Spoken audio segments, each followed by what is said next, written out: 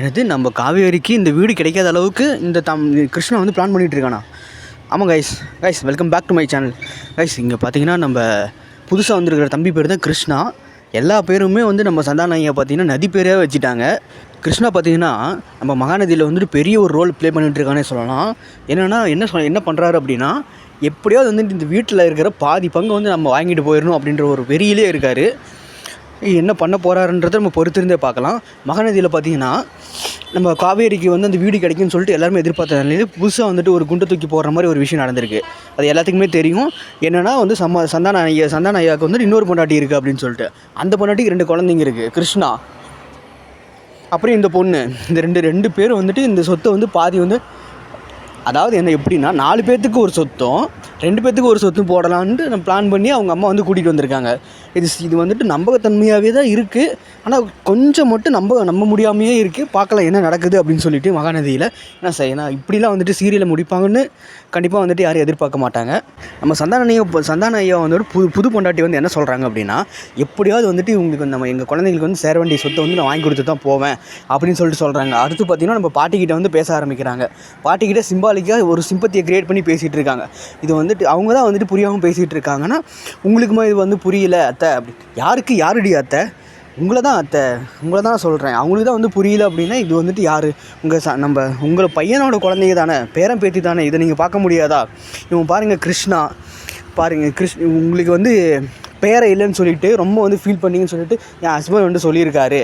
இவன் பாருங்கள், இவன் தான் உங்களுக்கு வந்து முதல் பேரன் அப்படின்னு சொல்லிட்டு நம்ம பாட்டிக்கிட்ட மைண்ட் வாஷ் பண்ணிகிட்டு இருக்காங்க இந்த புதுசாக வந்திருக்கிற புது பொண்டாட்டி அம்மா. நம்ம அத்தையும் பார்த்தீங்கன்னா வெகுளித்தனமாக வந்துட்டு அந்த பொண்ணோட பேத்தியோட கையை பிடிச்சி பேச போகுது.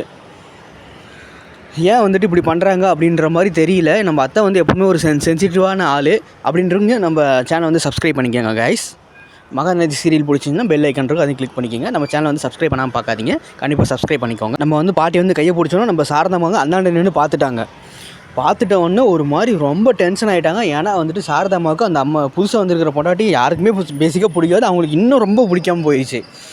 என்னடா இது திடீர்னு வந்துட்டு கத்தார்லேருந்து வந்து நான் தான் வந்துட்டு என் புருஷனோட இன்னொரு பொண்டாட்டி அப்படின்ற எப்படிடா ஏற்றுக்க முடியும் அப்படின்ற அவங்க மனசு வந்து ரொம்ப குமுறல் வந்து நம்ம காதுக்கே கேட்குற அளவுக்கு இருக்குது. நம்ம சாரதாம்மா பார்த்துட்டு ரொம்ப வந்து டென்ஷன் ஆகி பாட்டி வந்து என்ன இவங்க கூடலாம் வந்துட்டு உறவு கொண்டாடிட்டு இருக்காங்க. என்ன அத்தை என்ன பண்ணிகிட்ருக்கீங்க?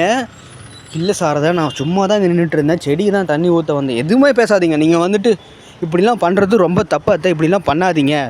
ஏன் இப்படி பண்ணிகிட்டு இருக்கீங்க? நீங்களும் வந்துட்டு உங்கள் பையன் மாதிரியே வந்துட்டு என்னை ஏமாற்றலான்னு பார்த்துட்டு இருக்கீங்களா? அப்படிலாம் இல்லை சாரதா அப்படின்றாங்க. அந்தாண்ட இருக்கிற அந்த அம்மா வந்துட்டு ஒரு மாதிரி டென்ஷனாக பார்க்குறாங்க. இன்னும் இவன் வந்து பேசவே விட மாட்டேங்கிறா யாருக்கிட்டேயுமே அப்படின்னு சொல்லிட்டு அந்த பையன் புதுசாக வந்துருக்கிற கிருஷ்ணா அந்த பையனும் வந்துட்டு பார்க்குறான். என்ன இவங்க எதுக்குமே வந்துட்டு நம்மளை யாருக்கிட்டையும் பேசவே விட மாட்டேங்கிறாங்க, ஏன் இவங்க இப்படி இருக்காங்கன்னு சொல்லிட்டு நம்ம அம்மாக்கிட்ட வந்து அவன் வந்து புலம்பிக்கிட்டு இருக்கான். நம்ம சாரதாமுக்கு வந்து அவங்க பேசுனது வந்து சுத்தமாக வந்து பிடிக்கல. ஒரு மாதிரி ரொம்ப டென்ஷன் ஆகிட்டாங்க. என்னடா நீங்கள் என்னத்தை பண்ணிக்கிட்டு இருக்கீங்க? உங்கள் பையன் வந்து ஏமாத்தின மாதிரி நீங்களும் வந்து என்னை ஏமாற்ற போகிறீங்களா? இதெல்லாம் வந்துட்டு உங்களுக்கே நியாயமாக இருக்கா? நீங்களே சொல்லுங்கள். இப்படிலாம் வந்துட்டு உங்கள் பையன் தான் ஏமாற்றிட்டாங்க, நீங்களும் வந்துட்டு என்னை ஏமாற்றலான்னு பார்க்குறீங்களா? இவங்க கூட உறவு கொண்டாடுறதுக்கு தான் அங்கே தான் வந்துட்டு இருந்தீங்களா? ஏன் இப்படி பண்ணிக்கிட்டு இருக்கீங்க? வாங்க அத்தை உள்ளே வாங்க அப்படின்னு சொல்லிட்டு நம்ம சாரதாம்மா வந்து உள்ளே கூட்டிகிட்டு போயிட்டாங்க. நம்ம சாரதாம்மா வந்துட்டு உள்ளே வந்து நம்ம அத்தையை கூட்டிகிட்டு போய் பேசுகிறாங்க. என்ன அத்தை ஏன் இப்படி பண்ணிகிட்டு இருக்கீங்க? இப்படிலாம் பண்ணிகிட்டு இருந்தீங்கன்னா எப்படி? உங்கள் பையன் தான் வந்து என்னை ஏமாற்றிட்டா திரும்ப நீங்களும் வந்து இந்த மாதிரி பண்ணிகிட்டு இருக்கீங்கன்னு சொல்லிட்டு நம்ம கங்கா, காவேரி, யமுனா எல்லாத்தையுமே கூப்பிட்டு வந்து நிற்க வச்சு பேசுகிறாங்க. நம்ம விஜய்க்கு வந்து எப்பவும் என்ன பண்ணுறதுனே புரியாமல் ரொம்ப முழிச்சிக்கிட்டே இருக்கார். நீங்களே பாருங்கள் தம்பி, இவங்க பண்ணுறதெல்லாம் வந்து கரெக்டானு பாருங்கள். இவங்க வந்து எதுக்கு வந்து அவங்கக்கிட்ட போய் பேசணும்? புதுசாக வந்துட்டு ஒரு உறவு கொண்டாடிட்டு இருக்காங்க, இதெல்லாம் வந்துட்டு தப்பு தானே, இதை நான் ஏன் கேட்கக்கூடாது? அப்படின்னா இல்லை அத்தை அப்படின்னு சொல்லிட்டு நம்ம விஜய் சொல்கிறார். இல்லை அத்தை அப்படின்னா இல்லை, அவங்க வந்துட்டு பாட்டி வந்து எதுக்காக பேசுகிறாங்க நம்ம ஃபஸ்ட்டு தெரிஞ்சிக்கலாம் அப்படின்னு சொல்லிட்டு சொல்கிறாங்க. பாட்டி சொல்கிறாங்க, இல்லை நான் அவங்கக்கிட்ட பேசணுன்னுலாம் போகல, நான் ஜஸ்ட்டு போய் அந்த செடிக்கு வந்து தண்ணி ஊற்ற தான் போனேன். ஆனால் வந்து பார்த்தீங்கன்னா அவங்க தான் வந்துட்டு எனக்கு நிறுத்தி பேசி சந்தானம் பேர்லாம் சொல்லி என்னென்னவோ மைண்டை வந்து வாஷ் பண்ணிட்டாங்க. நான் அப்படிலாம் வந்து பண்ணுற ஆளே கிடையாது. நான் வந்து லாஸ்ட்டாக வந்து பார்த்தேன், கையை பிடிச்சி பேசிகிட்டு இருந்தீங்க, இன்னும் எவ்வளோலாம் பேசி வச்சுருக்கீங்கன்னு எனக்கு புரியல அத்தை. ஏன் இப்படி பண்ணிகிட்ருக்கீங்க? உங்கள் பையன் ஏமாத்துன மாதிரி நீங்களும் என்னை ஏமாற்றலாமா அப்படின்னு சொல்லிட்டு இதையே வந்துட்டு நான் ஒரு 4-5 டைம் சொல்லிட்டாங்க கைஸ்.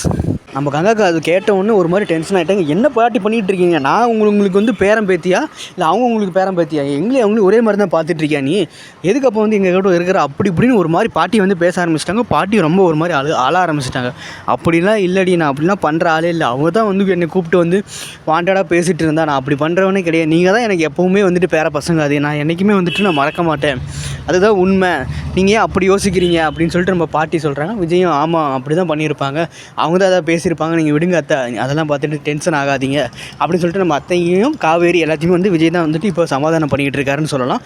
நிவின் வந்து எதுவுமே பேசாமல் அமைதி நின்றுருக்காரு.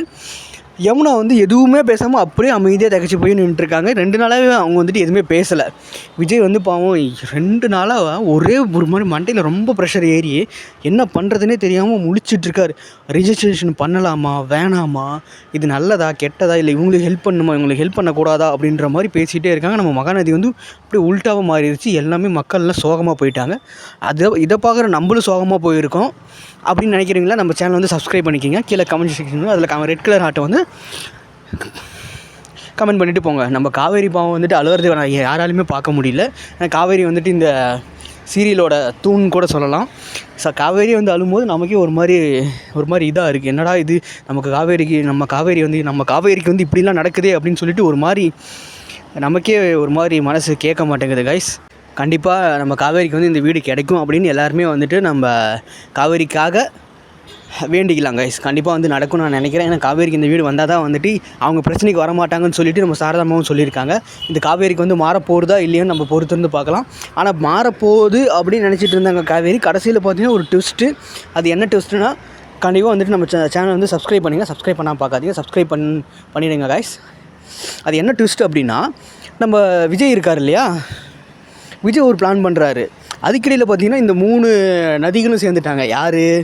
கங்கா, காவேரி, யமுனா 3 நதிகளுமே சேர்ந்துட்டாங்க. இவங்க சண்டை போடுவாங்கன்னு பார்த்தா இவங்க சண்டை போடலை. இவங்க பார்த்தீங்களா, சண்டை வெளியிலேருந்து வந்தவொடனே இவங்க ஒற்றுமையாக ஆகிட்டாங்க அப்படின்னு தான் நம்ம சொல்லணும் கைஸ்.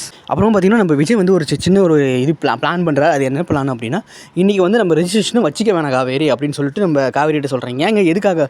இல்லை காவேரி, இது எனக்கு இன்னும் வந்துட்டு மனசில் வந்து தப்புன்னு படுது. ஸோ அதனால் வந்து ரெஜிஸ்ட்ரேஷன் வச்சிக்க வேணாம். ஸோ இன்றைக்கி என்னங்க இப்படி சொல்லிகிட்டு இருக்கீங்க? அம்மா வந்து என் பேரில் எழுதிட்டா இவங்க வந்து பிரச்சனைக்கு வரமாட்டாங்க அப்படின்ற மாதிரி சொல்லிட்டு இருக்காங்க. நீங்கள் திடீர்னு வந்துட்டு இந்த மாதிரி பண்ணிகிட்டு இருந்தீங்கன்னா என்ன தான் நான் நினைக்கிறது?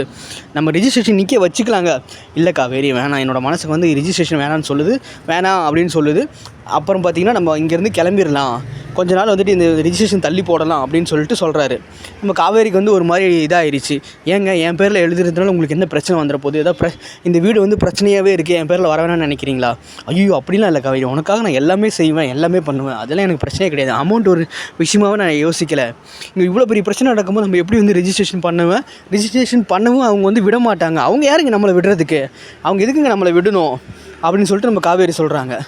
நம்ம விஜய் வந்து காவேரிக்கு வந்து பொறுமையாக புரிய வைக்கிறார். இல்லை ரெஜிஸ்ட்ரேஷன் வேணாம் அப்படின்னு சொல்லிட்டு புரிய வைக்கிறார். நம்ம காவேரி வந்து கேட்கவே இல்லை, ரெஜிஸ்ட்ரேஷன் முடிச்சே ஆகணுன்ற மாதிரி இருக்காங்க. ஓகே கைஸ், தேங்க்ஸ் ஃபார் வாட்சிங்.